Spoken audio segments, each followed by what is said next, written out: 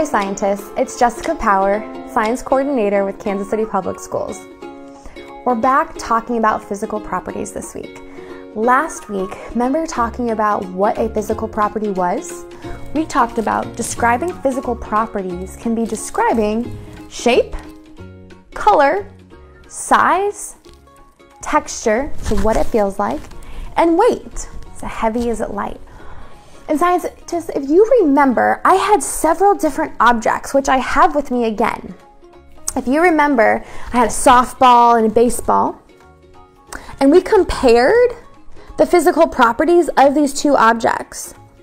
And we decided, through our observation, that both of these objects had the same shape, they were both round, and they had the same color stitching on the seams. They were both red. But scientists, we also said that they have different physical properties because they're not the same color and they don't weigh the same. So while objects can be similar, they can also be different. Well, scientists, today our topic is about sorting or classifying or categorizing, whatever we want to call it, objects into similar categories. That means we find objects that have similar physical properties and we group them together. Meaning, these two objects have similar physical properties about their shape. They're both round. I could go a step further and say these three objects have a similar physical property because they're round. But then I could also say, these two objects have a similar physical property that they both have white on them. Or I could say that these two objects have a similar physical property because they're really heavy. So scientists, anytime we find a physical property that's similar between one object and another, we can group them and categorize them by those properties. So while dish soap may be blue and a blue marker is blue, they both can go into a category or a group of blue things, even though one's used for cleaning and one's used for drawing. So we can group things by similar physical properties. Well, scientists, today I'm going to read you a story about sorting. And it's going to be about this bear who sorts different objects into groups based on their similar physical properties. So I have a big book today. And this big book is called Sorting. And we're going to meet this bear. This bear's name is Mortimer, and Mortimer is going to be sorting different objects. So Mortimer the bear is picking up his toys. He's putting the animals into the red basket, the cars into the yellow basket, and the food into the blue basket. I'm making groups of animals, groups of cars, and groups of food. Putting things into groups is called sorting. Help Mortimer finish his sorting his toys. Tell him where each toy belongs. Okay, are you ready?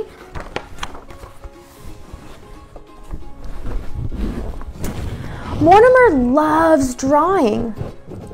I have a group of felt pens, a group of pencils, and a group of paintbrushes. So Mortimer's sorting his art supplies by what they are. A group of objects that belong together is called a set. A set of paintbrushes, a set of colored pencils.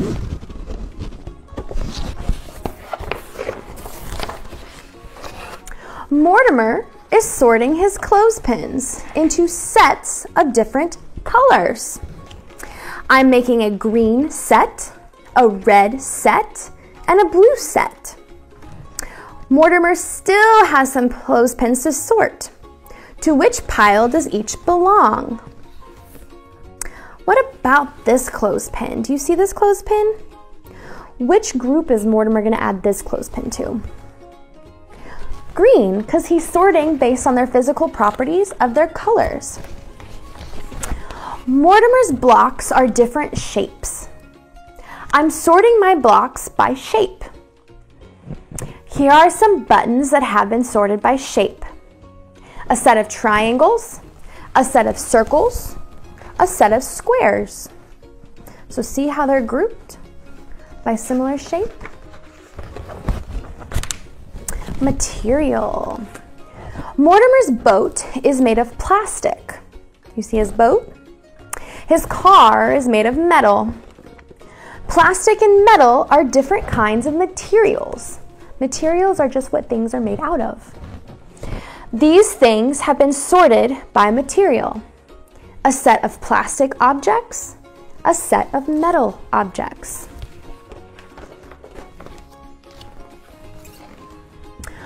Mortimer is ready for a bath.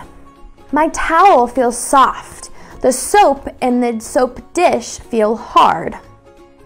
The way something feels is called texture. Here are some more objects that have been sorted by texture. A set of soft objects and a set of hard objects. So we've got our soft objects and our hard objects. Notice, scientists, these hard objects, they all have different physical properties, but the one thing they have in common is that they're all hard. You can sort things any way you choose. All these things belong in my bedroom. Some of these objects are used in the garden. Some are used in the kitchen. Some are used in the bathroom. Which things belong together? Scientists, do you see anything that belongs in the garden? Yeah, this watering can belongs in the garden. This little scoop trowel belongs in the garden. What things belong in the kitchen? This pot belongs in the kitchen, the cup, the cheese grater, the sponge. Good. So now we're sorting based on what these objects are used for. I have sorted everything into 3 sets. Are these the things that we also identified? Yeah.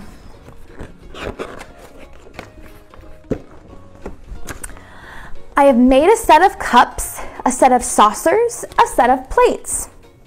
I can also sort my dishes by color. Find some of your own toys and see how many different ways you can sort them. So scientists, that's your task. This week, I want you to go around and find a bunch of different random objects. Random means they're found in all different places and they're all different kinds of things. And scientists, I want you to go ahead and find out, make some observations, which of those objects have similar properties. And then take it a step further and sort those objects into groups of similar properties. Now, you may be able to make multiple groups using the same kind of objects. Try that this week. Try your best to go find 10 random objects. Identify, find out their physical properties, size, shape, color, texture, weight, and then sort those 10 objects into groups of similar properties. Scientists, I will see you next week. Have a great time sorting your objects and finding those physical properties, and we'll be back here next Wednesday. Have a great day.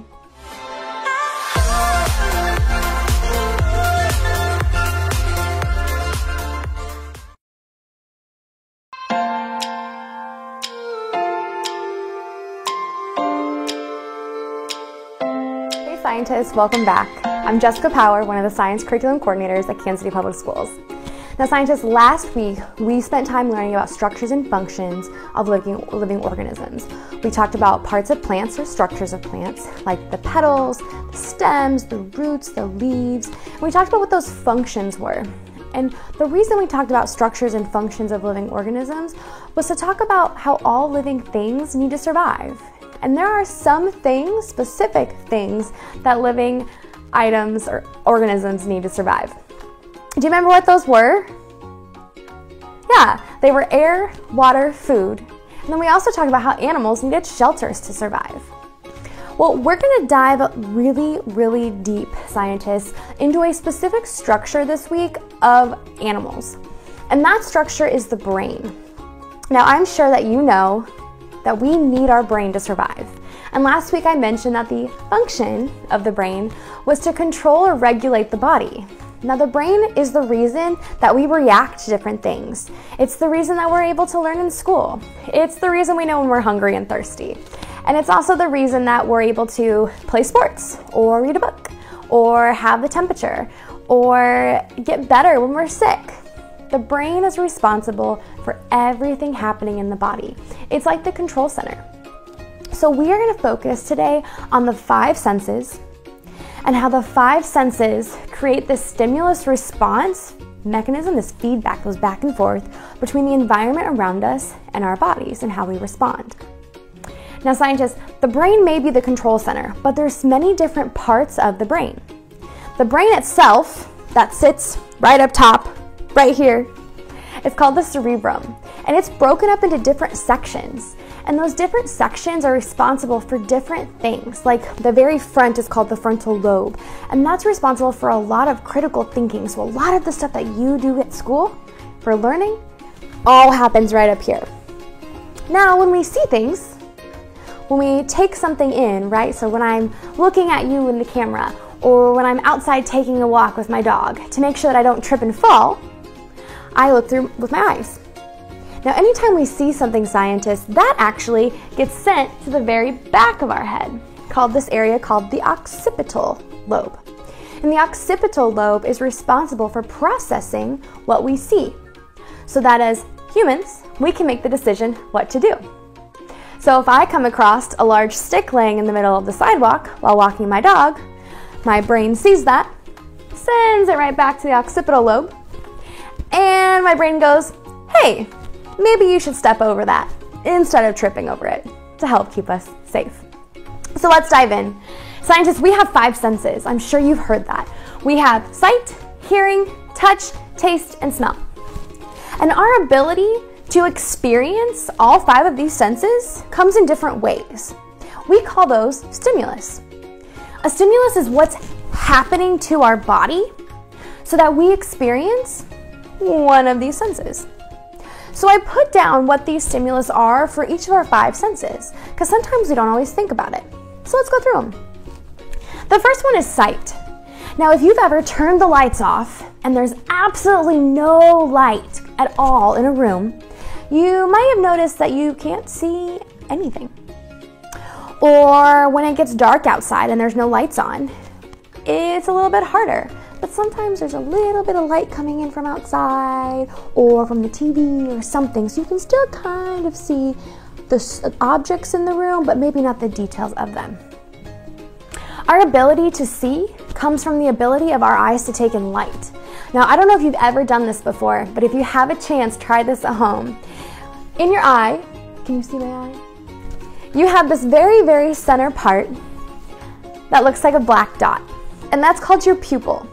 And your pupil actually gets bigger and gets smaller. Now that circle of color around your eye, you can see that mine's blue, that's called your iris. And the iris is a muscle. And the iris's job is literally just to make the pupil bigger and make the pupil smaller. Now, the pupil changes size based on how much light is around you. So if you've ever walked outside on a really sunny day and it hurts your eyes, or in the winter time when the sun is reflecting off the snow and it hurts your eyes and you're like, oh my goodness, that's because your pupil has started out really big, right, indoors because it wasn't super bright. And once you got outside where it was sunny and there was tons and tons of light, your pupil and your brain were going, oh goodness, and they were shrinking. So your pupil controls how much light is being let into your eye in order to see the things around you. So, in order for us to see, there has to be light. Now, hearing. We hear through vibrations or sounds. If you've ever plucked a guitar string and you've seen the guitar string vibrate, that vibration is creating a sound. And that sound travels into our ear and goes through the different parts of our ear. Now, touch is interesting. Touch doesn't just happen on your hands. A lot of times when we talk about the five senses, we always use the hands, right? We always say touch. I drew a hand myself. But really, touch happens all over your body. It's really your skin. You have what's called touch receptors, and those receptors take in pressure, temperature, pain, and vibrations. Vibrations. We just talked about that with hearing. Have you ever heard really, really loud music and you can feel the bass or the vibrations in your body? Not just hear them, but you can feel them? That's an example of touch. Now, pressure, right? If you've ever given somebody a really hard high five, you might have felt a little bit of pain or pressure. That's being able to feel whatever you're touching. Temperature, you can sense if something's hot or cold. So if you put your hand on a hot stove, your body goes, yikes, take your hand off. That's really hot, because your hand or your skin, wherever you're touching it, has sensed temperature. Taste and smell are connected. Have you ever had a cold? And when you've had a cold, you're all stuffy, right? And you can't smell. Well, have you noticed that when you have a cold and can't smell, you also can't taste? And that's because your sense of smell and your sense of taste are connected. Now, we sense or we take in things from the environment differently with taste and smell, but where they're all processed is the very same place. So for taste, substances that break down in water or other fluids, right? So think about water or saliva. When you get that food in your mouth, you can taste those substances on your tongue. And that saliva in your mouth is breaking down that food to later be digested. Now, smell is similar, but smell is from substances that are carried through the air. So this time, maybe you've ever sprayed perfume or cologne, or you've been in a different room and you've smelled food, right? Those are from substances traveling in the air for our body to smell. Now, that's great that we take in all these different senses around us and we experience all of our different senses in different ways. However, how they're processed in the body is very similar. Every time we experience something, scientists, through our five senses, our brain figures out what to redo. We always respond to our senses. Like I gave the example earlier, if I see a stick laying in the middle of the sidewalk and I'm walking my dog, she may pick it up, which may not be a problem, but my job is to see that, and then my brain tells me to step over that so I don't trip. If I'm cooking, right, if I'm making something to eat and the pan is really hot, I might have to put on like a glove of some sort so that I don't burn my hand, right? My brain is telling me don't touch that hot object. Now that response comes from our brain. And I brought this poster with me, scientists, so that we could take a look at something called the nervous system. Last week we talked about structure and function, and I talked about the structure, the brain, and how the brain keeps us alive and controls the body. Well, the brain is part of this system called the nervous system. And the nervous system is made up of the brain, the spinal cord, which actually goes down your back. If we come back over to Fred, you see these vertebrae right here? Well, this is actually, there's this open circle at the back of this vertebrae. So there's bone here, and then in the back, there's little open holes. That's where the spinal cord comes down. And then in between, let's turn Fred so I can show you. In between, you might see these little holes right here.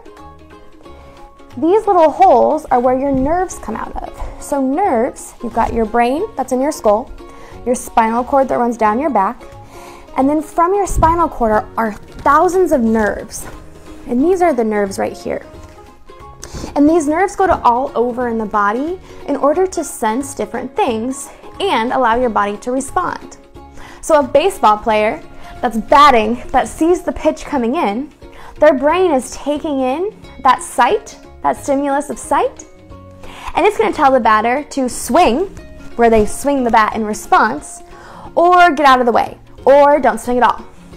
So, something happens to our body through one of our 5 senses, whether it's sight, smell, hearing, taste, touch.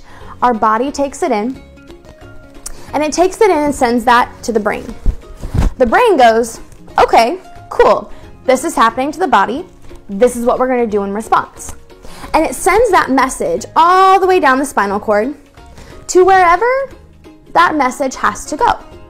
If we're playing soccer, the brain's going to send that message all the way down to the legs.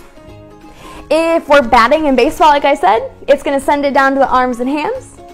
But whatever's happening to the body, whatever stimulus we're experiencing, our body, our brain, creates that response. So scientists, it doesn't matter if we're humans, it doesn't matter if it's the squirrel crossing the road or the chicken, for that classic old joke. It doesn't matter what kind of animal. All animals have some sort of structure in their body that controls what's going on.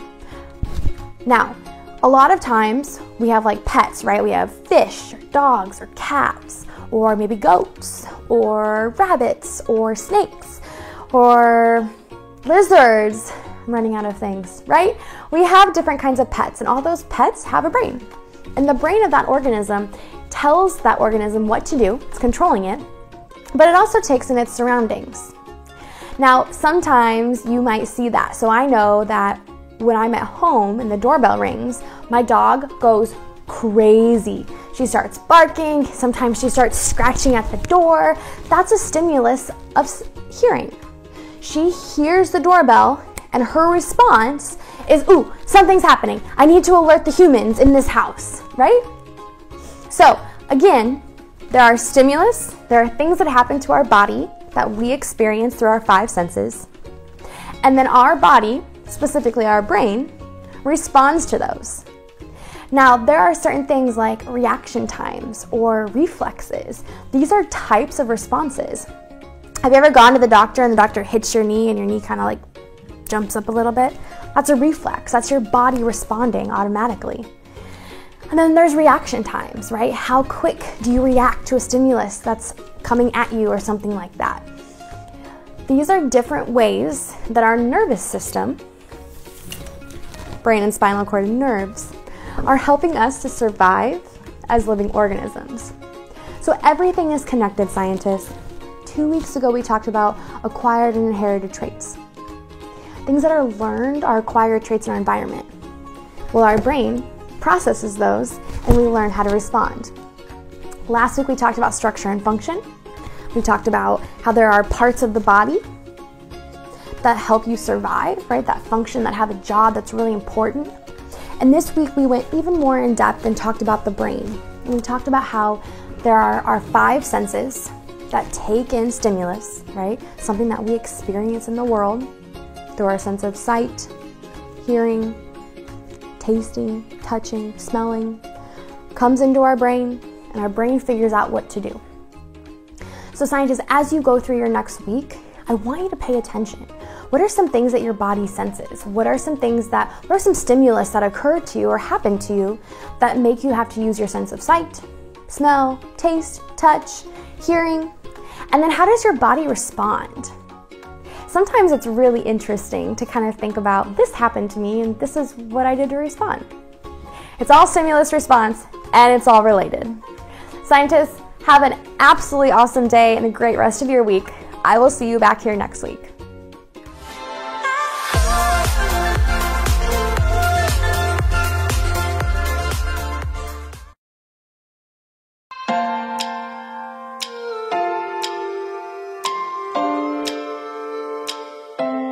Hello, I'm Erica Mabian, iSpark STEM Coordinator for Kansas City Public Schools.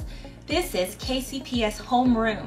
Today we're going to learn about how to do computer programming. this particular program is geared towards maybe pre-K to second grade. You could create a story, write it down, or draw it out before you begin this program. That way you have kind of a storyline to go through when you start your program. Your program on Scratch Junior is going to be a block program. You also are going to need to access this from your iPad or iOS or Android device. It is an app-based program.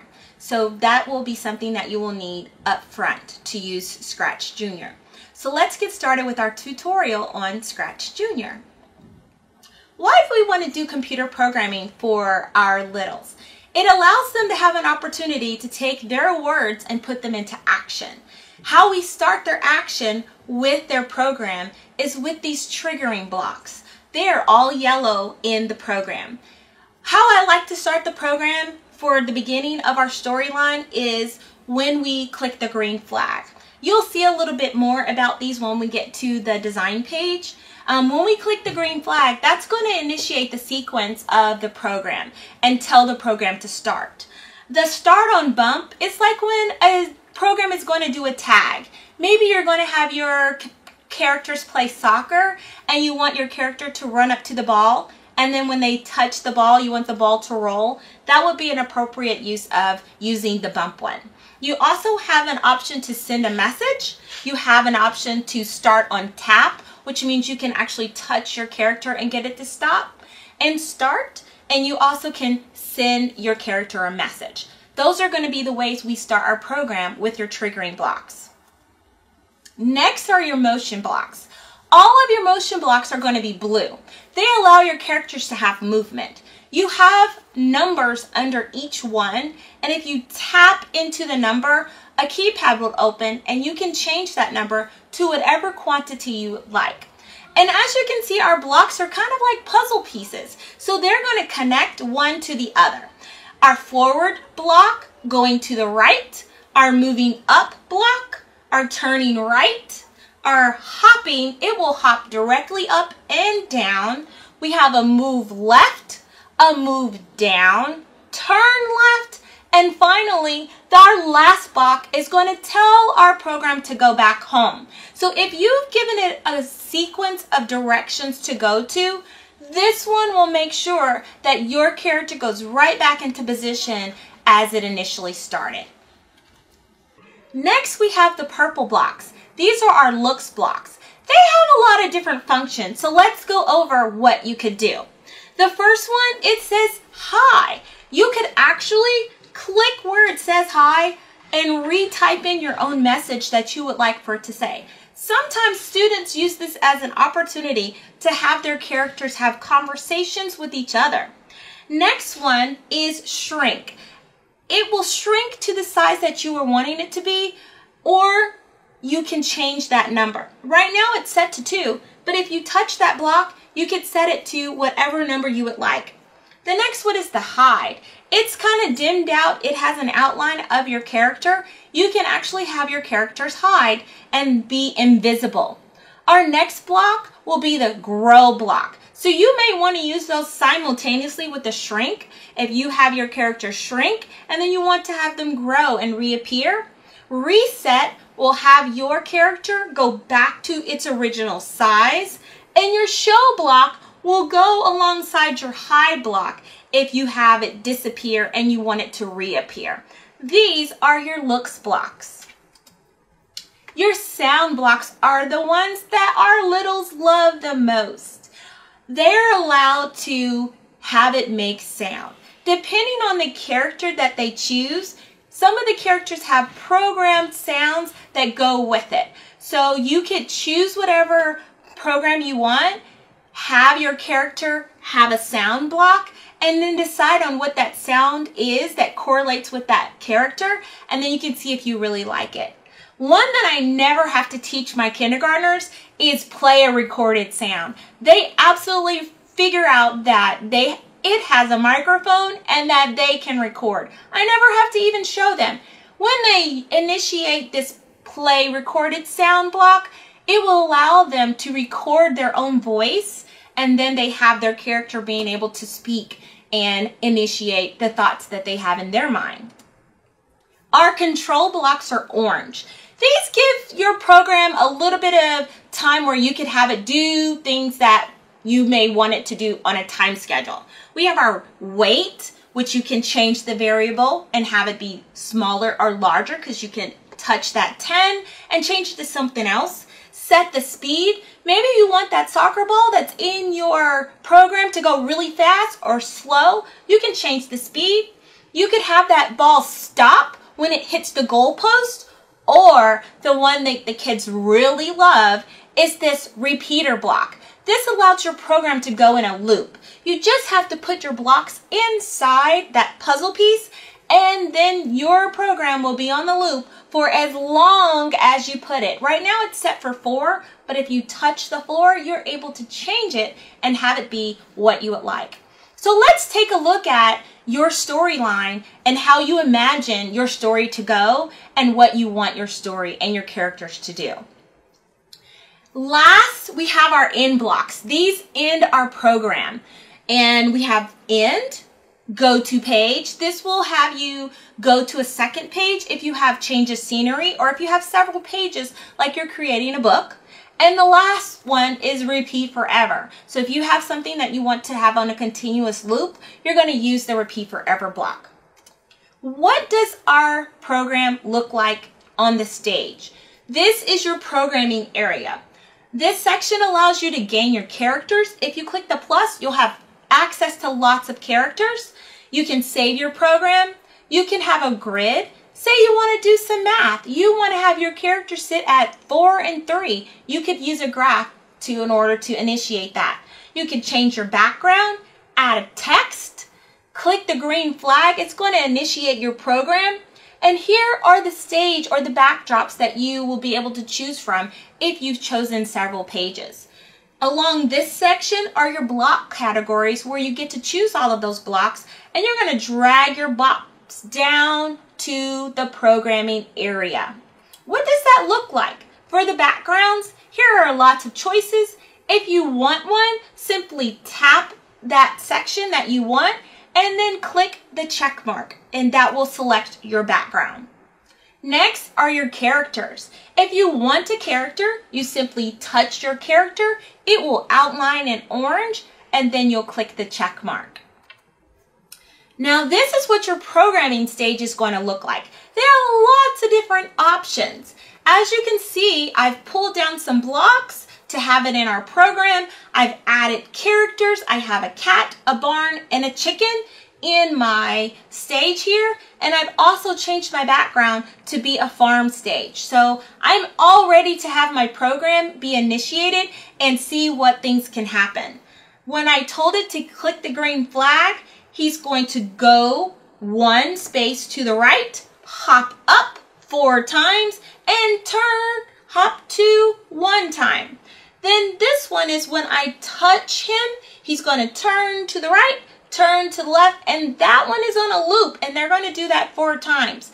These are all the definitions and categories that we have listed for the numbers there, and you can play around with that and see how you can add things to your program and have it mirror the story that you have outlined. So if you've created a story, maybe you've written it down on a page with your parents, now you're ready to make your program come alive.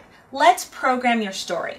My story is, there once was a cat who lived on a farm. The cat walked over to the chicken. This scared him, and the chicken turned and turned. So how did I make that into a computer program? Let's check it out. First, I added a cat, a barn, and a chicken as my characters. I'm programming my cat now because my cat is in the stage section. Now I've added a control block, the event block. Click the green flag, turn, 1 space, hop 4 times, hop 2 times. And that meant that when I click the green flag, that's going to initiate my cat to start going. But when he bumps into the chicken, he's going to turn 4 times. And that will match what I've created in my story. Your options are endless, and having your program do what you would like for it to do. You can add new pages to your story. You can add new characters to your story. You can make all the changes that you'd like. There are no right or wrong answers. It's all just fun. This completes our programming with Scratch Junior. Remember to have your iPad ready for that app, and you're able to start with your Scratch Junior and create your own storyline. Please join us at Twitter with all of your pictures of the things that you're learning from doing Scratch Junior. Tag us at KC Public Schools and use the hashtag KCPS.Homeroom.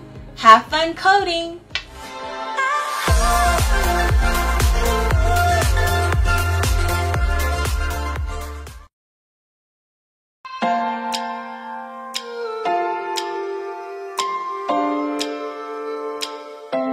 Good morning, ladies and gentlemen. It's Dr. Jones here. Now today we're going to do something a little differently. Normally I have a segment for my middle school students and a segment for my high school students. But today I'm actually going to be talking to both groups, and here's why. When you're looking at standards and really when you're looking at science, especially starting at the very low or the very young age group, we just build on what you already know.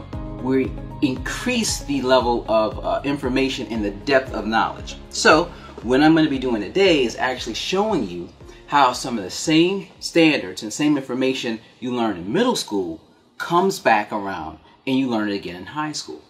And to do that, we're going to start with this topic, from atoms to ecosystems. Okay? Now, first of all, let's talk about our standards, because we always want to go back to the standards. If you notice, both of these standards, one for middle school, 6-8, one for high school, 9-12, both have the PS1A1. So that lets you know that they're linked. But here's the difference. In this standard, we're talking about molecules and really atoms and the model of an atom. Meaning, okay, what does an atom look like? In this part of the standard, we're taking it one step further and saying, okay, well, how are atoms organized? So in this segment, we're going to be talking about atoms and how that will then lead into our discussion about life on this planet. Okay? So, first off, what is an atom? Now, for those of you who have those Twitter fingers that are just like Google fingers, you probably get, oh yeah, I know what atom is. Atom, smallest unit of matter. Okay, cool, marvelous. But I have a question for you. What's matter? Now, for some of you, you know this off the top of your head, but for others, you're like, no problem, Twitter fingers. Oh, yeah, got it. Matter. Anything that has mass or takes up space. That's also called volume. So then my question to you is, okay, good, mass, wonderful, you got that. Matter, good, wonderful, you got that. But what does that mean? I mean, how do you measure mass? What do you measure mass in? There's a unit for everything. For example, if I say, oh, give me the time, you're going to give it to me in hours, minutes, seconds. If I say, how fast is something going? You're going to say either kilometers per hour, miles per hour. When you start talking about mass, you're really talking about grams. And when you're talking about volume, you're talking about liters. Case in point, if you go down to the store and you want to get something to drink, you're going to get yourself what? A 2 liter. Or a 1 liter if you're at the convenience store. Or you're going to get yourself what? I don't know, 24 ounce drink, 34 ounce drink, 32 ounce drink. Yeah, I don't think that's 24. Yeah, there is a 24. You won't even want to talk about 40s. That's when you get older. Alright, so moving right along. So let's talk about matter versus not the matter. Now, before we go on with this discussion, let me tell you right now. Some people know who this kid is. Others are like, what you doing with that ugly baby on screen? Alright, I'm about to date myself, which basically means I'm about to tell you how old I am. If you don't know who this is, do me a favor, call your mom and them. Mom and them is the way we say in New Orleans, your mom or your dad. Say, hey, mom, that man on the television said he needs you to come and sit here and talk to me. Here's why. He said, tell me who this is. So, basically, I'll give you the short version of it. There was a show called Dinosaurs. In the show, there was a baby. The baby had a dad that he never called dad. He called his dad not the mama. Not the man. Corny. Dad joke. I'm a dad, so I'm working in the realm of what I can do. All right. So, let's talk about matter versus not the matter. All right, so back in the day, we used to play a game called 20 Questions, which you had 20 questions to ask to figure out this unknown entity, whatever it was. And entity means just anything, right? So there was one question that you would say, okay. Is it an animal, a vegetable, or a mineral? Well, here's why people ask animal, vegetable, or mineral. If you think about your animals, do they have mass? Yeah. You know, I got a dog at home. She's a little dog. She weighs like 25 pounds. If I convert that into kilograms, I don't know, that's like 12.5, something crazy like that. Anyway, she has mass. Does she take up space? You better doggone right she take up space. She try to take up space in my bed. I'm like, we good, but we ain't that good. I'll let you get the sofa. I'll let you get a little room on the side, but you're not getting in my bed. Ain't working. All right? Vegetables. Fruits and vegetables. We know these things have mass. Go to the grocery store. There's a scale there. You want to know how many bananas you're going to be? You buy bananas by the pound. You don't buy them by the banana. And if you're in a place that sells bananas by the banana, please leave, because they're going to gut you for your prices. They're going to take all your money. You don't mess with them. And then minerals. Rocks. Everybody knows rocks. They take up space. And everybody knows rocks have mass. But let's get to the things that we deal with every day that don't fall in this realm. For example, light. How much space does light actually take up? Let's be real. There's light in this room right now. Can I put it in a box? No. Sound. Sound waves are traveling back and forth. Tell me something about how much sound I'm putting out right now. 50 pounds? 60 pounds? And then heat and energy. If you think about it, none of these things have mass and volume. Therefore, they're not matter. Alright, so we're going to play a little game. Your turn. Matter, not matter. Let's start with the first one. Water. I'll give you a little time. Matter, not matter. Alright, so check it out. Does water take up space? Yeah. We just said you can buy a gallon of water. Gallon is a number that coincides with volume. Does it have mass? Yeah, water's heavy. Try to pick up like 5 gallons of water. You're going to have to put your back into it. So water, that's matter. Air. Oh, is air matter? Well, let me ask you a question. If you put air in your tire, what are you measuring it in? Pounds. Is pounds a form of weight? And is weight related to matter? As far as mass? Yes, it is.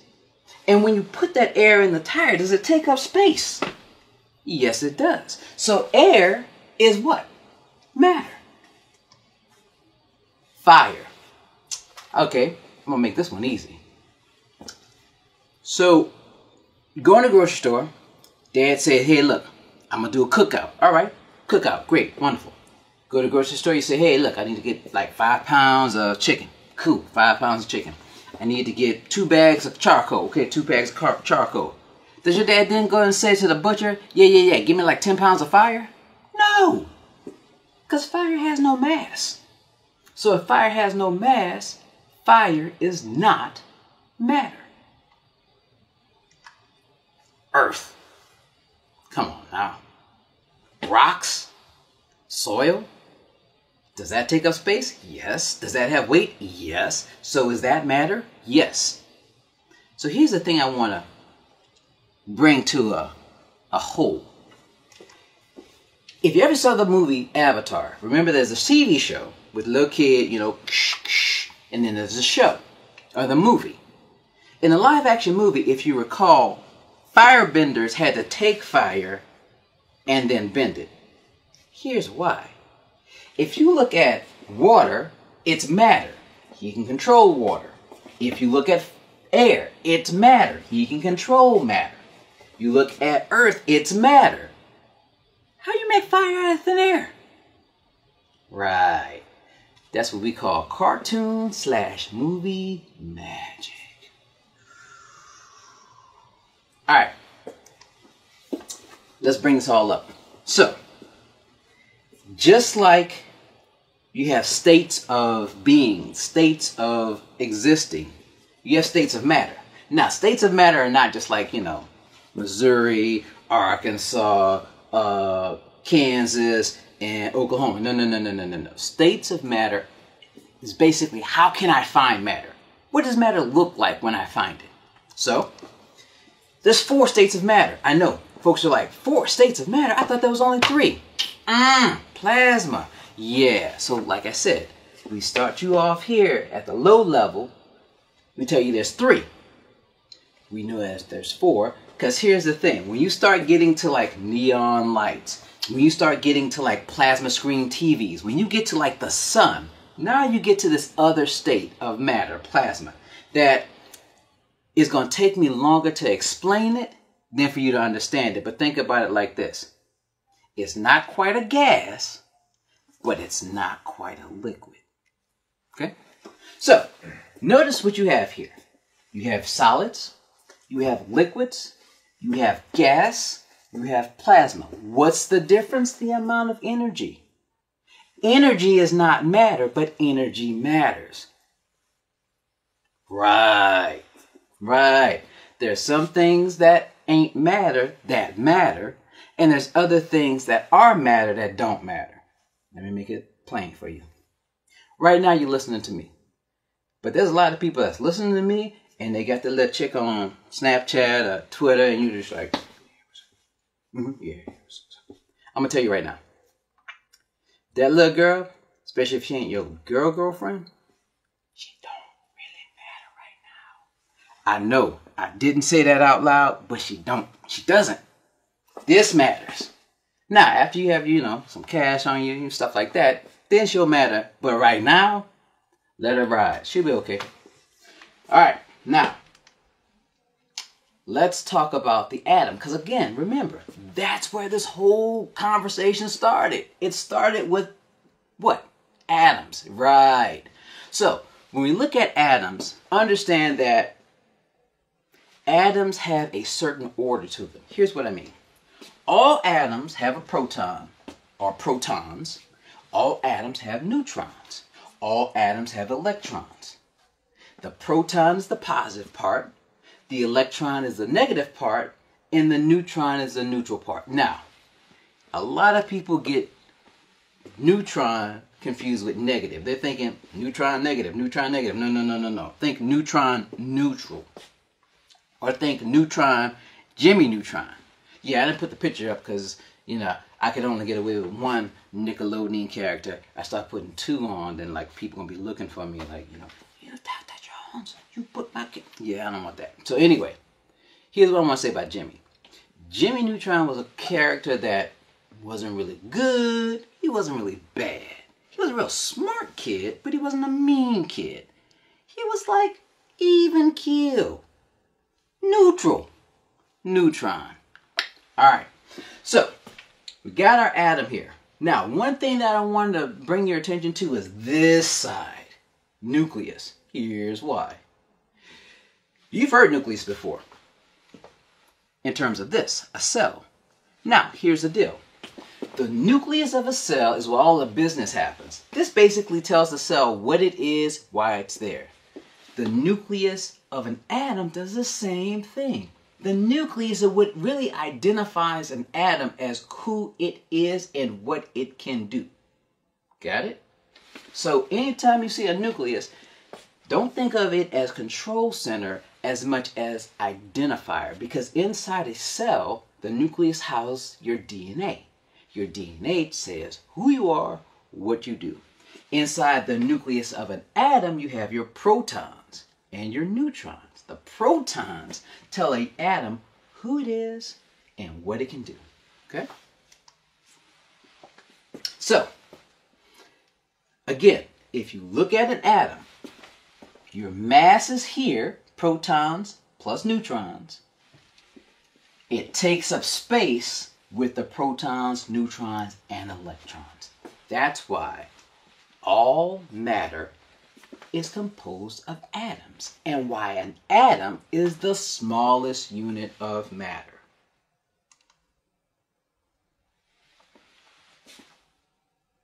Now, ladies and gentlemen, I want to bring your attention back to our standards, okay? Because again, remember, we're talking about how middle school and high school come together, and how although we're talking about the same topic, we go from middle school, which is like level 1, to high school, which is like your level 15, all right?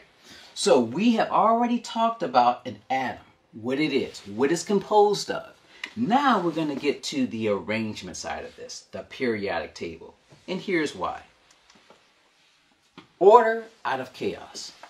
Ladies, if your closet looks like this, there's a whole lot of chaos. But here's the thing. If you really, really, really want to up your game, you want to get it like this, to have order. Well, let's talk about atoms. Because again, we just said atoms are the smallest unit of matter. And we already identified that matter's everywhere. So how are we going to take all this matter and group it up? Well, there was a guy, Dmitry Mendeleev. He's Russian. So Dmitry, he's a scientist. And so he's sitting around, you know. And I know that because Kevin, who's Dmitry's friend, Kevin told me. So not my words, these are Kevin's words. Kevin said, yeah, me and Dmitry, yeah, we were hanging out one night, you know, and we went home to his house. And so he gets in the house, and his wife says, Dmitry, you got all these atoms all over the place. You got to organize and make them look better. He's like, because, you see, you got a SIG, so you got to, all right, baby, all right. I'm going to do a little something with it. So Kevin's sitting over there on the side. Dimitri's like, let's figure out what we're going to do with these atoms. So Kevin's like, all right, what are we going to do? So Dmitry says, okay, well, if I look at carbon, for example, we got a carbon 12, we got a carbon 13, and we got a carbon 14. Kevin said, so what you going with? Dmitry says, so Kevin, look at this. You have 6 protons here. You have 6 protons here. And you have 6 protons here. Kevin like, okay, good. 6 protons. What you trying to say? He's like, notice, Kevin, 6 neutrons, 7 neutrons, 8 neutrons. All of this is carbon. What didn't change? Kevin was like, the protons. He said, exactly. So protons have something to do with an element being an element. But Kevin said, okay, well, how about the electrons? He said, okay, let me look at this again. So then he said, oh, look at this. Isotopes, right? He said, look, again, nitrogen, 7 protons, 7 protons, 7 protons. All right? 7, 8, 9. All nitrogen. He said, okay, you showed me 2 examples of the protons and the neutrons. I got it. Protons have something to do with it. But what about the electrons? He said, hold on. So then he started mixing up solutions. Now here's the thing. Metals, depending on how many electrons, will act differently. Here's what I mean. So you got something called vanadium. With vanadium, if you have a +5, which means it lost 5 electrons, it has like a goldish color. If it only loses 4, it's a light blue. If it loses 3, it's green. If it loses 2, it's purple, but it still has the same number of protons. Same thing for chromium. Same thing for magnesium. Same thing for iron. He was like, Kevin, do you see what I see? Kevin's like, yeah, man, Electrons deal with the color. He's like, no, no, no, no, no, no, no. Protons stay the same, but electrons can change. He was like, I got it. So, if you look at the periodic table, here's what Dimitri was able to show. If you go 1 proton, 2 protons, 3, 4, 5, 6, 7, you can line up all of your elements based on the number of protons. And for those of you who are in chemistry right now, that is called the atomic number. So what is the atomic number? The number of protons. Now, I'm going to hit you with this one. I just told you, all matter has to have neutrons and electrons and protons. And when we look at matter, we're talking about our atom. We said that the electrons are on the outside, but in the middle, the nucleus is the proton and the neutron. So when we talk about the mass, we're talking about what? Protons plus neutrons. So Dimitri created not all of this, but a good bit of this. So now we have this periodic table. Dimitri is like, yes, I've done it. But you know how everybody goes. They look at your work and they're like, you know what? I can do a better job than that.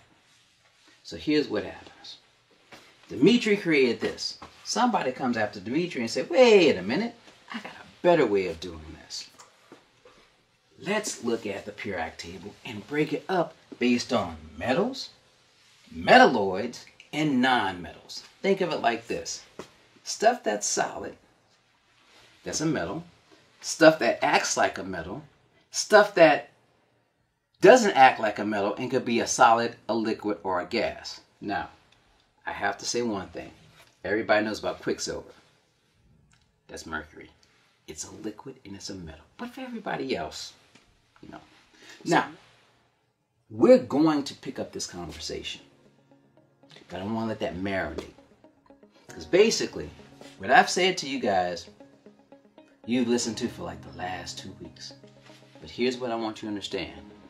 We're about to take this conversation from just a single atom to now a single cell. I want to thank you guys for watching. As always, I will see you next time. Have a good day.